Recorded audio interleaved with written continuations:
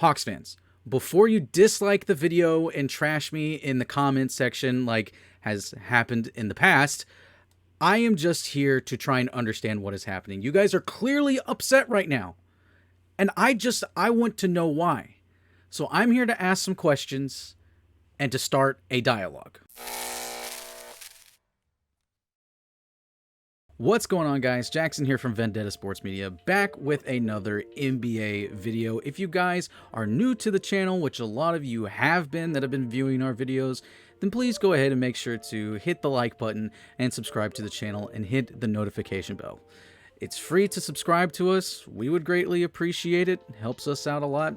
And it's the best part about it, it's free for you. So that should hopefully be enough incentive to do it. And if you like the content on the channel, then that's also a great reason why. But specifically for today's video, as you can tell by the title, Hawks fans are not happy with the Cam Reddish trade that happened a few days ago. Now, I've been wanting to do some stuff on the Cam Reddish trade, but I really haven't just had the time to.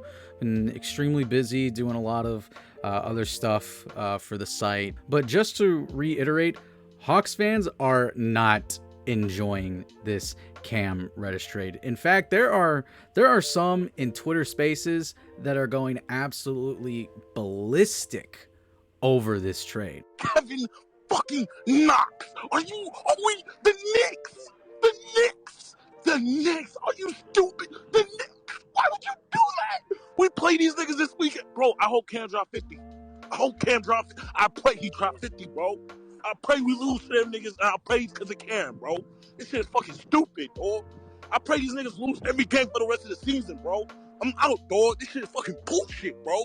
Now, I wasn't in that specific space, but I have been in other spaces, and there is a lot of discourse going on surrounding Cam Reddish and the trade of him going to the Knicks in return for Kevin Knox and a protected first round pick. Is it protected or unprotected?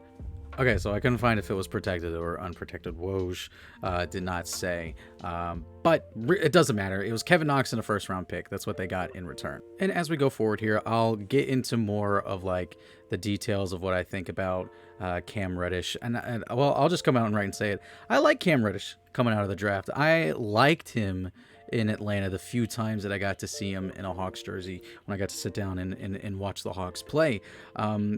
I'm also just going to come right out and say it. The Knicks easily won this trade. At least initially, we can say the Knicks easily won this trade. I don't think we have to read too far into that. Kevin Knox really was just not doing anything. He was barely in the rotation, if any, at all. And Cam, he played some quality minutes. He's over 20 minutes a game, around 23.5 minutes a game, much more than what Kevin Knox was doing. And just the ceiling of these two players, when you look at Cam Reddish and Kevin Knox, Cam Reddish has a much higher ceiling. You have a bunch of people that are comparing him to like Tracy McGrady and Paul George. Like that's some high praise, and you're letting him go for Kevin Knox and a first round pick.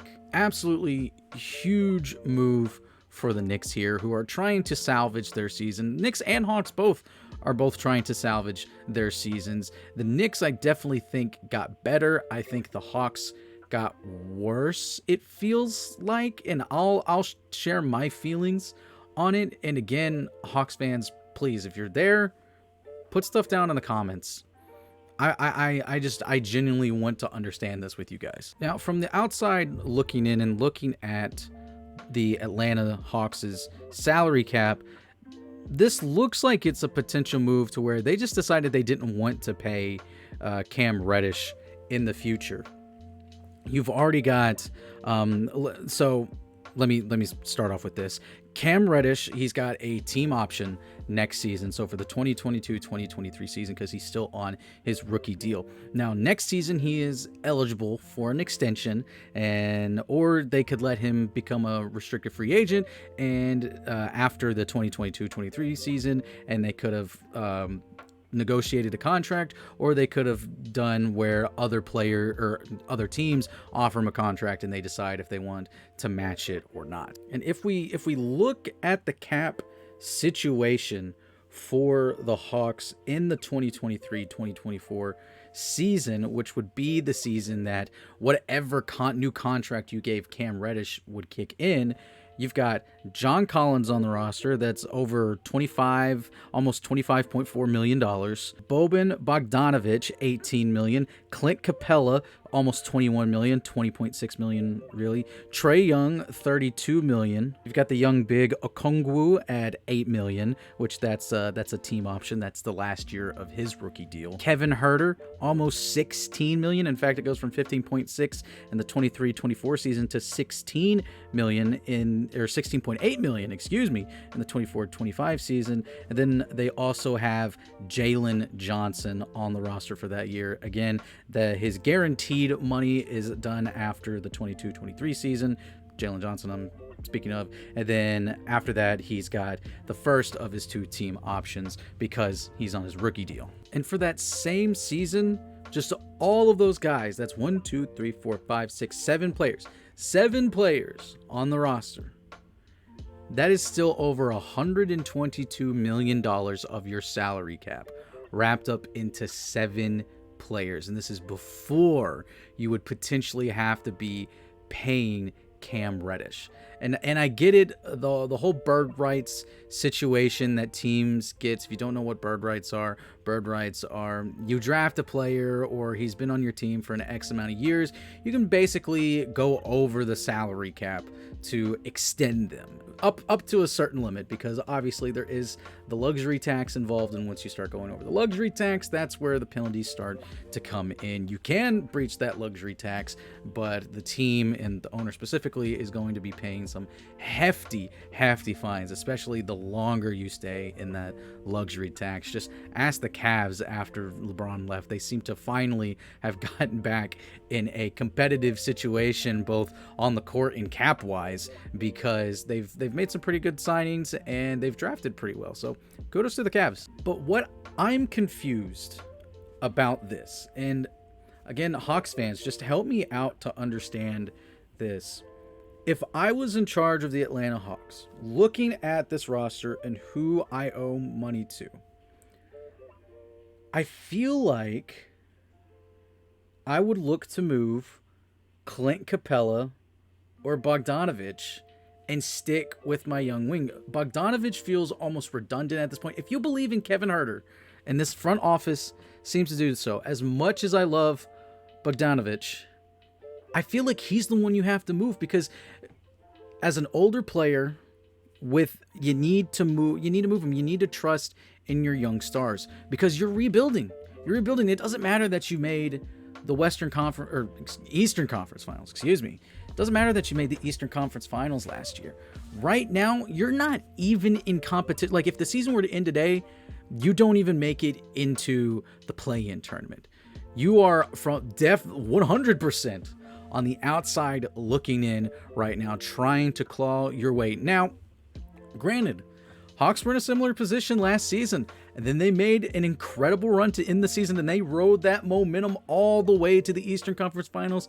And if Trey Young doesn't sprain his ankle, then that's a big what if. That's something that Hawks fans it's going to keep them up in their sleep at night. You may not have beaten the Bucks, but you were doing pretty well. And I understand maybe holding value in Clint Capela, looking at his stats overall. His shooting is worse than last season. His points are down significantly. Points are the worst that they've been since his second year in the league, his 2015 season with the Rockets. Shooting is similar. It's down to the worst that it's been since 2015. Rebounds they're still fairly high at over 13 a game, but down from last year. And blocks, he's still averaging about 1.5 blocks a game. It's down from 2 from last year. But if you guys were winning basketball games, I can understand wanting to hang on to someone like Clint Capela, but you guys are losing. You're losing games right now, and you need to have these vets that you have that have value left and have big contracts. You need to try to move them off. Better yet, package them In theory, you could do this. Now, obviously, I'm not in the GM seat, so I don't know what the reality is. But in theory, you take the contracts of a Bogdanovich, of a Clint Capela, even a Gallinari. His contract is up after next season, but still the man is making over $20 million. You take one of those guys and you package them with youngsters. Maybe it's even still Cam Reddish involved, but take Gallinari and Reddish and some picks maybe, and then move them off and try to go get a true second star to fit beside Trey Young. Who that second star would be, I'm not entirely sure right now off the top of my head. I kind of sat here for a second trying to think. I could easily look some stuff up, but you know, I don't know what the full situation is with the Atlanta Hawks. With Hawks fans are going to see ease more often, what type of players they really need, who would fit and mesh well best with this unit. But just use your imagination here.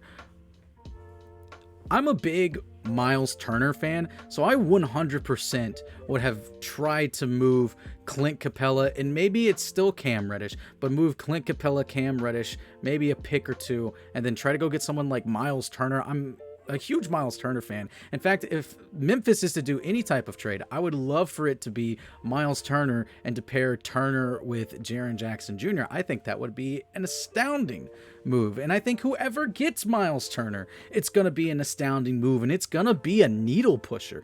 Miles Turner is that type of guy. But I'm confused why you just dump Cam Reddish in this one-off move for Kevin Knox, who's not gonna see any more minutes, it feels like, and a first-round pick, and it's a Charlotte Hornets first-round pick, and the Hornets are making a push potentially to be in the playoffs. So at best, it's gonna be a late lottery, and at worst, it's a mid to late teens, depending on how the Hornets in the season and how they do in the playoffs, if they make it into the playoffs.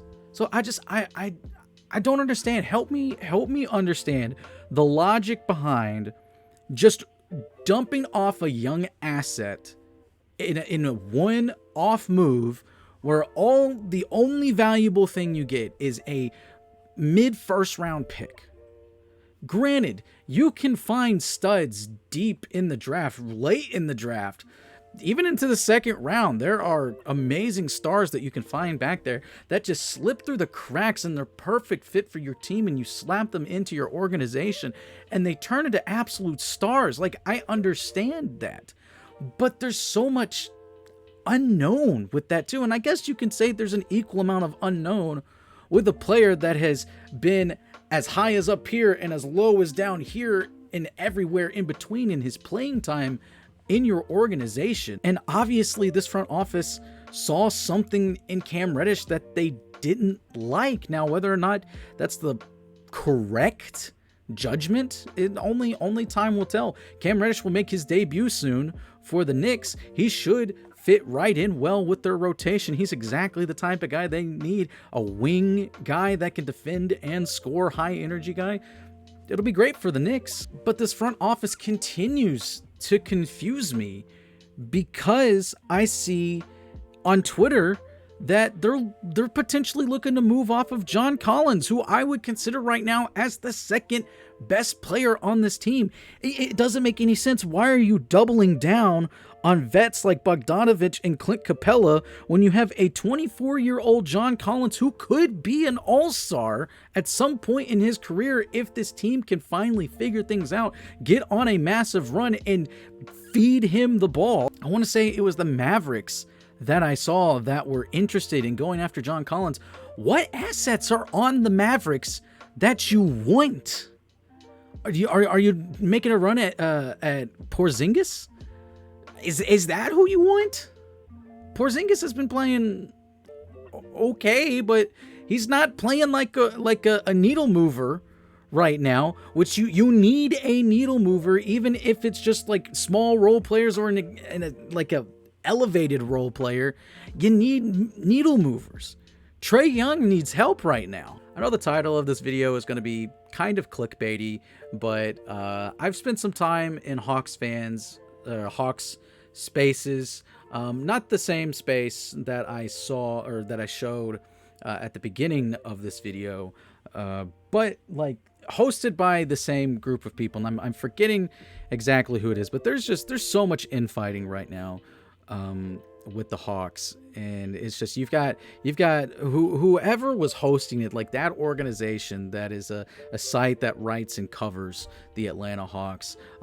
People were accusing them of really hyping up Cam last week, and then in the one that I was in this morning, I was listening in on this morning, they kind of were like, pump the brakes on Cam Reddish. We don't know if he's going to be Paul George, and basically these people were accusing these guys of hyping up Cam just last week, like I said, and then calling him a bum now, and that he really isn't going to be a needle mover in New York, which we have absolutely no idea. I'm still high on Cam. I think he can turn into a solid player. He's reunited with RJ Barrett now, and it's maybe it is destiny for that Duke team to their three stars to get back together and Zion force his way into New York. That's all purely speculation, by the way. I have absolutely no idea if that is going to happen. Hawks fans, I'm just confused, and I think what I'm confused about is what you're angry about and that you're upset about. I don't think you guys are, and correct me if I'm wrong, I don't think you guys are upset that you traded away Cam Reddish. I think you're upset that you, first off, like the gentleman beforehand was extremely upset that they traded Cam Reddish to the Knicks. You guys kind of have this rivalry now because of the playoff series that you two had, which Trey Young turning into the villain of Madison Square Garden is something that I did not know that I needed, but now that I have it, I will never be able to live without it. I need him to continue to be the villain of Madison Square Garden for the next 20 years, okay? Like, if Trey Young has a Hall of Fame worthy career and he's at his Hall of Fame speech, I need Knicks fans outside of the NBA Hall of Fame and screaming F Trey Young. That's what I want to see. But again, I'm just confused, and this is definitely not something where I think the Knicks got better. I've already said that, but where the Hawks got better. I think they're worse, and I think they lost an asset. That's the worst thing, okay? Maybe that pick is valuable, and maybe this front office did their due diligence. Word came out that the Lakers had offered 2 second-round picks, but that's about all that the Lakers have to offer anybody. They keep saying that they're interested in Gary Trent Jr., and it's like, take THT and 2 second-rounders. Like, who says no to that? But Hawks fans, I'm sure you guys are tired of hearing about it, and I'm sorry to tell you guys, but if Cam does start playing well and he's getting good minutes, 25 to maybe even close to 30 minutes a game, I have no idea how Tom Thibodeau is going to want to use him, but if he starts playing well and consistently well in New York, this is going to look even worse than what it does right now, and you guys are never ever going to hear the end of it. So I'm sorry, but that's just the way that the NBA, and specifically NBA Twitter, works. Hawks fans, tell me how you feel down in the comment section below. Just vent out, rage, do whatever you want. I'll let it happen down in the comments. If you're not a Hawks fan and you have your 2 cents that you want to say about this, also drop it in the comments section below. And just for everyone, thank you guys so much for watching. Really appreciate it. If you enjoyed the video, make sure to leave a like and subscribe to the channel and hit the notification bell so you can be notified whenever a new video drops on the YouTube channel. This is Jackson Law from Vendetta Sports Media signing off, and I'll see you guys next time.